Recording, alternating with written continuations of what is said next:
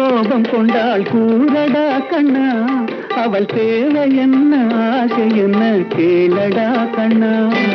நினைப்பதெல்லாம் வெளியில் சொல்ல முடியுமா கண்ணா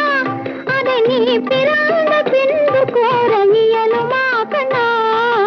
வளர்ந்த கலை மறந்து விட்டாள் கேளடா கண்ணா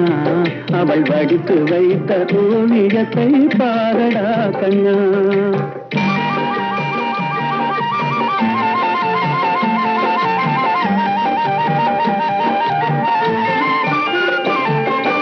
இன்று வரை நடந்ததெல்லாம் போகட்டும் கண்ணா இனி என்னிடத்தில் கோபமின்றி வாழச் சொல் கண்ணா